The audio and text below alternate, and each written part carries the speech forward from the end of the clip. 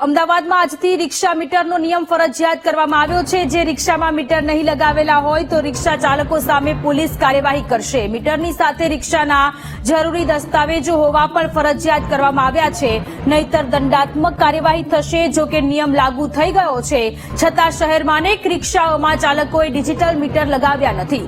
Digital meter લગાવવા માટે રિક્ષા એકતા યુનિયને મુદત વધારવાની માંગ કરી છે। રિક્ષા ચાલકો સમસ્યા બતાવતા કહે છે કે બજારમાં ડિજિટલ મીટર નથી અને જે મળે છે તે મોંઘા ભાવના મળતા હોવાની વાત રિક્ષા ચાલકોએ કરી। મીટરથી ધંધો કરવાના છે, પણ પરિસ્થિતિ એવી છે કે 3 પ્રકારના મીટર છે। સૌથી પહેલા ડિજિટલ મીટર હવે આયા, એ પહેલા યાંકી મીટર હતા અને એની પછી ફ્લેગ મીટર હતા। ત્રણેય પ્રકારના મીટર યુઝ કરે છે જે મીટરથી ધંધો કરતા હોય, અને ત્રણેમાં વેરિએશન સરખું જ હોય છે। એક જગ્યાથી બીજી જગ્યા જઈએ તો વધુ ઓછું ભાડું થતું નથી। હાલમાં જે ડિજિટલ આયા એની અંદર વેટિંગ બતાવે છે, તો એમાં થોડું વેરિએશન આવે, પરંતુ કહેવાનો મારો ભાવાર્થ એ જ છે કે 3 મીટર અવેલેબલ જ છે। અને આ મીટરથી ધંધો કરતા હોય એ રિક્ષા ડ્રાઈવરો પ્રામાણિક ઈમાનદાર છે, જે સરકારી નીતિ નિયમ અને ધારાધોરણ પ્રમાણે પ્રામાણિક અને ઈમાનદારીથી ધંધો કરે છે।